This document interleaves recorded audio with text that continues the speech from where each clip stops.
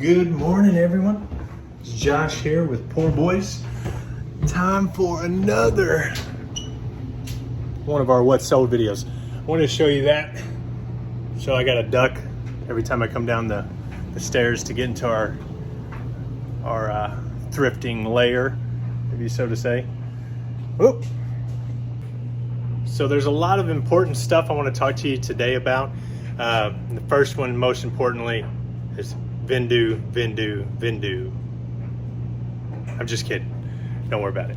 But the topic of the day actually is sales, and Vendoo is a great example of that. And the reason I kind of wanted to talk about Vendoo is more than likely, if you have been on any of these channels, watching any YouTube, anything to do with eBay or reselling, you're probably seeing a ton of Vendoo advertisements and stuff now. That's the new modern day way to advertise. They reach out to influencers, stuff like that, and they'll offer them a little bit of money or a percentage of the sales that they get with their thrift code.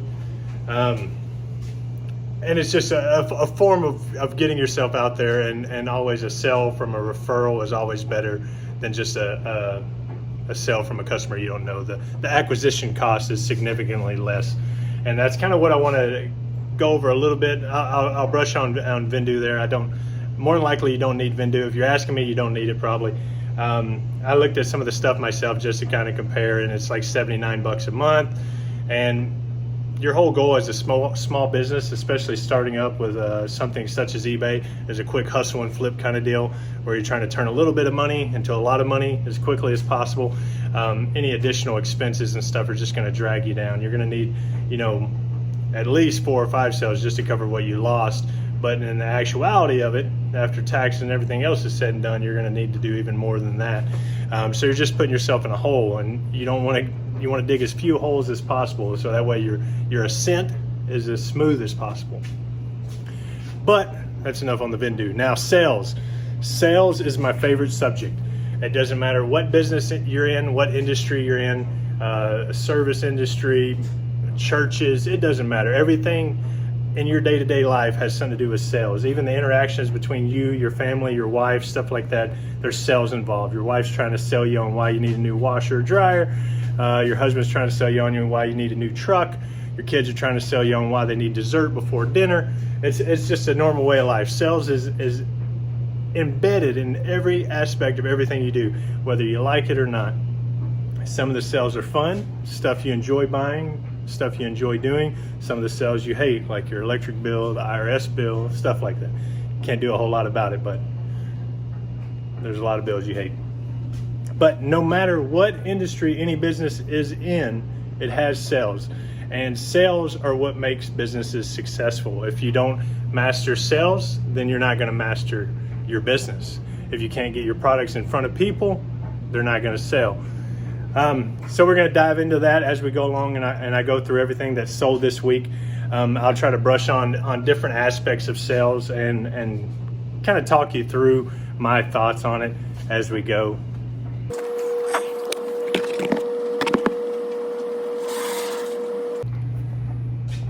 Now with sales, there's a lot of different aspects. One of the aspects is like my decorations here. I hung up these t-shirts and stuff this morning, trying to make this area more presentable as I'm talking to you guys, just because, I don't build a lot of respect when all you see is our plumbing running through our basement and stuff like that. So that's a weird aspect of sales, but it's still an aspect of sales. Of course, the main thing I wanted to focus on today as far as sales goes is eBay and online sales. And with online sales, you don't have a lot of the, handshake, how are you doing kind of sales. It's a little bit different, but I think you can still take the core principles from any business and apply it towards your eBay business.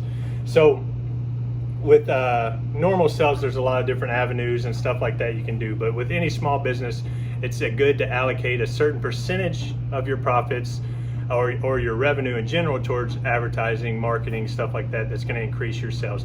And a normal rule of thumb for most service industry businesses is about 10%. Now, I'm not saying go list everything on eBay at 10% promotion rate, because that's not going to be beneficial to you. That's not what I mean.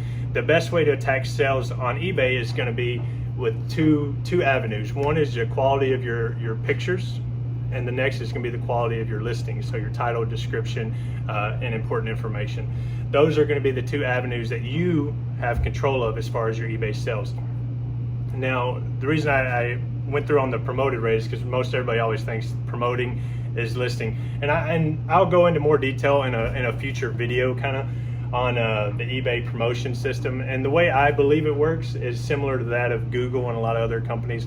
So if you're paying a 2% promotion rate out of 100 people that search for your said product or something, you know, in the area, you'll get an additional 2 impressions out of every 100 people. That's kind of how I think of it. So if you do no promotions, you're getting a standard rate. If you do a 2%, then you're going to gain an extra probably 2 impressions per 100. If you ever put like a 10% promoted rate on a really high desirable item, you'll see that it gets views really quick and goes really quick, which that's just a separate category altogether. What I'm talking about today mostly is going to be your listings and your pictures. I believe you can do an above average picture taking job and a below average title and description and probably still do okay and survive on eBay. I think you can do above average listing and a below average pictures and probably still survive on eBay. But you can't be below average on both. You need to set yourself apart from the rest. And when you're creating a business, when you're sitting down and you're having a vision about what you want to do to grow your business, you need to have a couple things in mind. And one of those is, what are you going to do different than everybody else? And starting just at eBay, you can hop on, you can look at items for sale, and you can see everybody else's listings and the quality of them, so their pictures, everything like that, and kind of compare yourself to them. And I think if you can stay above average on your pictures, above average on your titles, descriptions, everything like that, you'll be very successful on eBay. I don't think that's a problem. I think it's a very cut and dry, simple system here. And it keeps your costs actually relatively low, because even if you ran your own website and everything, you have all those hosting fees and stuff, and then you're still going to run a 3.5% transaction fee. Like you're cutting pennies really. eBay is a huge godsend for 90% of people that are just trying to hustle and get started or grow something. It works out great for that. All right, let's jump into some stuff that's sold over the weekend. I always like to talk a lot. I'm actually an introvert. I don't go out, I don't talk to anybody, I don't do anything. I sit at home. But then when I have the opportunity to talk to people, I'll try to flood you with information. Unfortunately, I'm sorry guys, I'm stuck in my basement. I don't know what to tell you. All right, so my things to be on the lookout for. I did sell 2 coats over the weekends. Actually sold a few other things too. One, I'll throw the pictures up and stuff, but I sold the Time and True linen pants that I mentioned in the last video, the Walmart brand, $15. I think I sold them for $14.50 within a week. So I listed them on Thursday, I sold them the following Wednesday, extremely fast. And with sales, again, we're keeping on topic, right? With sales and clothing, it seems like every YouTuber out there is pretty much focusing on brand. And brand recognition is a great way for you to get started and be able to identify brands of value, right? It's good to have a nice little Rolodex of brands to look through. But if you talk to anybody in the clothing industry, so clothing retailers or, you know, even professional resellers that specialize just in high-end clothing or anything like that, they're never going to tell you that they go out and just look for brands. That's not a strategy that they would incorporate, because it just doesn't benefit them in the long run. When you're trying to have high sell-through rates, as you look at a lot of these YouTubers that are brand specific, they're still sticking below a 1% sell-through rate, and they have entire warehouses full of clothing, which a lot of it will sell, and it'll sell eventually. But the thing that would tell me is something is inherently wrong in their model.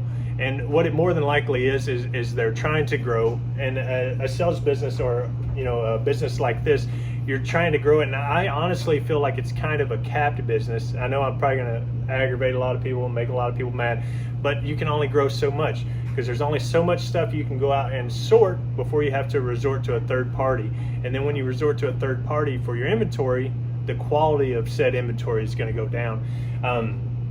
You can only list so many in a day. You only have so many hours in a day. So I think 20 is a full-time job. I went out this week and went to the bins, came back, listed, went to the bins.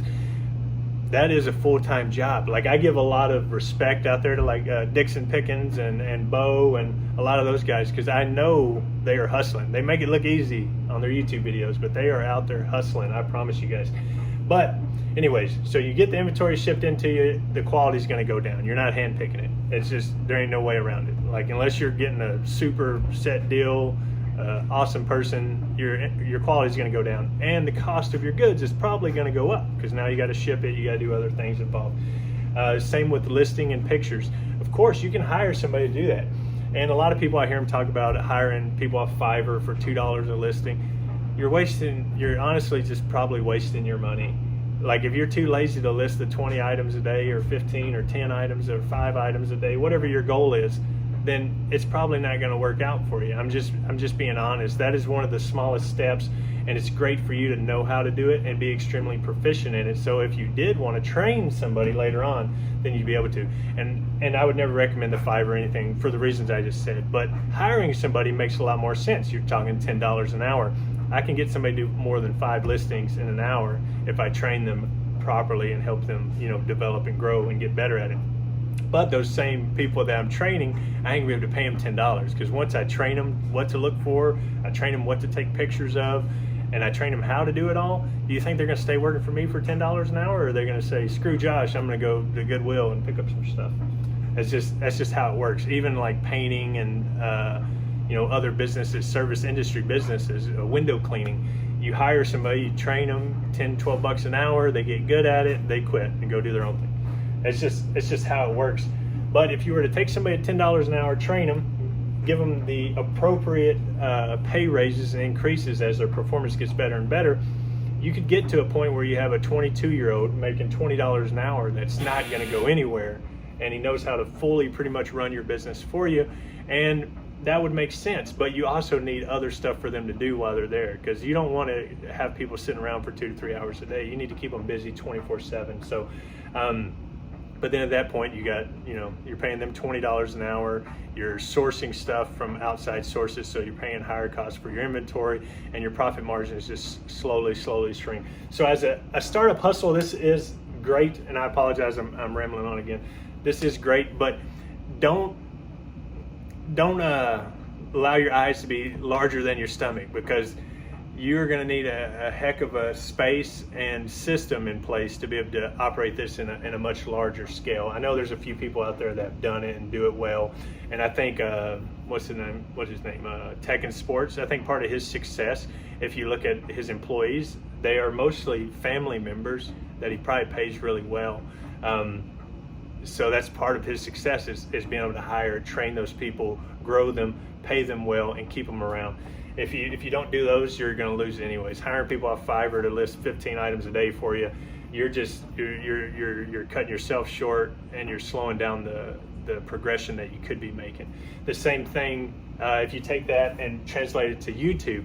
I can't tell you how many YouTubers that make decent quality videos and do a very good job at it, but then as soon as they hit a few followers, they're advertising hey, join my Discord.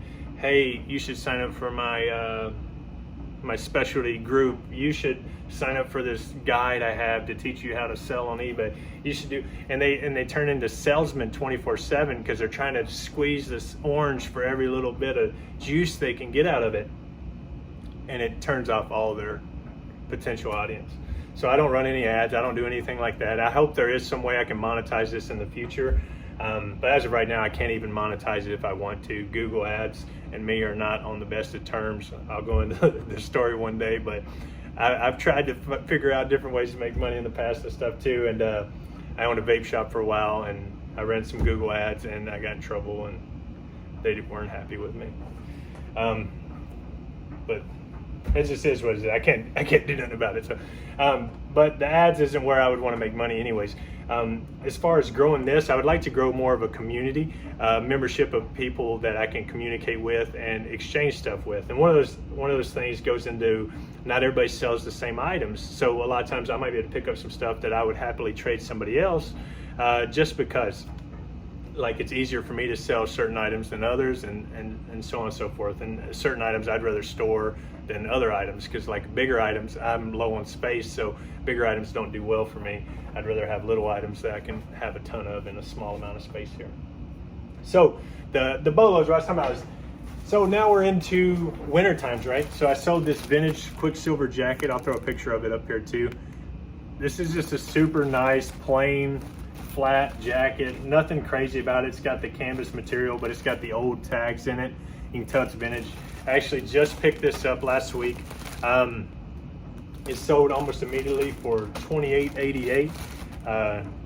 Really impressive. And I didn't think it was nothing fantastic or anything like that, but it sold super fast and easy. It's a nice vintage coat. Anything Quicksilver I think is doing all right now, honestly. And so going into clothing again, I don't know if I came across too clear on that, but don't just focus on the brand, focus on what the item it is, what the style it is, the colors it is, because all those are very, very important.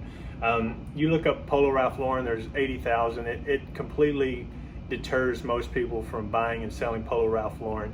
But those same YouTubers with those same warehouses probably have half of that inventory sitting in their garage, and it's just either not highly desirable, or they have poor listings, poor pictures, poor quality, and it's just not even popping up when people are searching for it. So I don't worry as much about the sell-through rate on eBay, because I plan on doing everything a little bit better than everybody else. I know it's important. I know it's crucial to a smooth flowing business, and I've kind of implemented a few steps to, lower the pricing of my inventory, increase the advertisements of it. But I'm more focused on taking quality pictures and quality listings, and your item will sell. All right, so one of the bolos here is LL Bean. Now, when I picked this up, I looked online, and honestly, there's a ton of these on there for sale. There's quite a few. This one sold for me in like 3 days for full asking price, $45. I priced it at the top of the market. I didn't assume I would sell it at all. It is nice because it's a plum color, and it's got the corduroy collar on it. But like I said, there is a ton of them online for sale right now that are just like this. So nothing super special. This one is clean though, I think, so that probably helped it sell. But the biggest thing is, right now, what's in style are these oversized. This is actually a small, but it's kind of oversized. Like I could almost wear this. So oversized, like lagging look, multiple layer stuff is very popular right now, but also utility jackets. So you can use that keyword when you have the multiple cargo pockets or anything on your jacket. And these are very desirable right now as well. I'm not sure why, but the lagging look, this one is a chore coat is what the actual name of it is, I think. But it's extremely popular and in style right now. And even if this was dirty and had stains or something on it, I could probably still get close to the same, especially if it was men's. Women's are a little bit more peculiar, but men would happily buy that with stains on it. It doesn't make a huge difference. Let me see here. Next, I sold these Prana pants. I actually picked these up at the Goodwill bins. They're just black joggers. They're actually a loose pant leg. They're not like your leggings and stuff that we're used to with Prana. I have pretty good luck. When I go there, I usually find one Prana item. I don't know why, but it's one Prana item every time. It'll be a shirt or it's usually leggings. The last couple of times have been leggings. All right. I sold these Adidas kids shoes right here. These sold for 15 bucks. They're actually new with tags. We bought these for our kid, and they never end up wearing them. It's one of the crazy things about kids. Kids' clothes are readily available, and they're usually, you can find them in decent shape, and they're super cheap. You can probably pick them up for free most of the time if you just ask people, because your kids outgrow them so fast. You buy them, and they only have a chance to wear them before it's too small. And we have that pretty regularly with shoes. We have 2 girls, and somehow we'll buy shoes for the first one, and it'll make it through both of them without either one of them ever actually wearing those shoes. I don't know how we do it. Next is just a classic little Fox t-shirt. This sold pretty quick too, but it's 8 bucks. It's actually a super clean shirt, but it had been washed and somebody had poured like the laundry soap on it, so it had the white lines across it. The next here is a North Face quilted women's small puffer jacket. This actually has a hood on it and everything. This as well sold within just a couple days of listing. 25 bucks. I had it listed for 29, accepted best offer. I probably could have got more out of it, but this actually has a little stain in the armpit of it, so it's kind of weird. But overall, it's a really nice little coat. 25 bucks. I'm cool with it. It's lightweight too. Next one here. It's not. I don't like necessarily show it too much, but it's a nice little Vineyard Vines shirt. It's got the colorful well on the front and back of it. This one actually was bleach stained. I picked it up in a box of a bunch of other clothes, and I just listed it because it was a decent shirt, but it had bleach stains on the chest of it and back. And I still listed it to sell anyways because the graphic was really good and clean. And I honestly, like, I don't know, one of the things I was gonna talk to you about sometime is a lot of people, sellers especially, will talk about they don't buy anything off eBay, nothing off eBay. They sell on eBay, but they don't ever buy anything off there. And that kind of blows my mind because I feel like you don't know the experience. You don't know how the customers are being treated by everybody else. You don't know any of that. So how are you setting yourself apart from what everybody else is doing? You're just assuming that you're doing a great job, I guess. But I think this is like a culture. I grew up in the flea markets, and every weekend I was there, trying to hustle stuff, buy stuff, sell stuff, and I thoroughly enjoyed it. And we've definitely gotten away from that as a community, as people. Like, I go to the flea markets now here, and they're ghost towns. It's really sad. I keep trying to rack my brain about how can I bring that vibrance that was once there back. And I don't think I can do it by myself, but I might try. We'll see. Got some big news coming up anyways that will have something to do with that. So I'm going to see if I can't encourage people to come back to the flea markets a little bit more. Next thing here is these Calvin Klein wool pants. These are super light pinstriping. See them? These are wool blend. They're pretty nice pants. I think these are were my personal ones again, from when I was selling cars. I'm not 100% positive on that, but I think they are. All right, so I have a few more from over the weekend. Let me see real quick here. Let me see if I sold anything else good. I sold a couple nice. I sold a pair of Ariat boots, shipped out, I think Saturday. They were 6.5 women's. I picked them up. They're like almost brand new. And if you see any nice, clean Justin Ariat boots out, you probably just go ahead and pick them up because you should be, $40, $50, as long as there's anything decent there. I sold a Polo Ralph Lauren. I'll throw that up here too. It's this is kind of unique. I've been diving in. I'm gonna do a video probably before too long with a deep dive into some brands, and I'm trying to find those brands that everybody knows about. You see them everywhere. It's extremely common items that everybody passes on just because they're so common. But there's a lot of clothing lines within those brands that do extremely well. And one of them is these shirts right here. It's the oversized shirts. So your big and tall shirts, your 2XB, 3XB, stuff like that, do extremely well. This one sold extremely fast for $32, and for a polo I picked up for probably $3. That's what I'm looking for. That would be ideal right there. All right, but going into everything that's going on in the business, I don't know if we bought some lights this week and put them up. It's a little bit brighter in here. You can see I hung these cool t-shirts up. We ordered new stock and inventory for our business, so I just ordered 1,000 more of the plastic poly bags to put our clothes in. I ordered 1,000 more poly bags to ship our items in. I ordered I had to order some more label SKUs for the labels on there. What else did I order? I just ordered a bunch of stuff to kind of stock us up moving forward.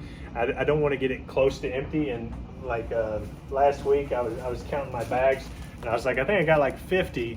And then next thing I know, I look and I think I got 5 poly bags right now. But luckily, the order is supposed to be here today, so I might get lucky on that. But make sure you're keeping track of your stock, especially as you're growing, because you're going to start selling more and more and more and more, and you start selling 5, 6, 7 a day, and then you run out of poly bags. There ain't nowhere I can go and buy them. I don't think I have to order poly bags, so I got to keep a good eye on that stuff. what I want to talk about, though, mostly my biggest focus is there's a lot of stuff going on, and a lot of people that are headed down this path with me, or just in general with clothing and stuff like that. And it is kind of mind-blowing to me as I look around. Like, I've been searching, trying to find vintage t-shirts. I found these ones. These aren't nothing crazy or nothing like that, but I found these myself, and I search everywhere I go for vintage shirts, and it's hard to find any. So since I've kind of started this, I've been looking for sources for them, and honestly, I can't find anything.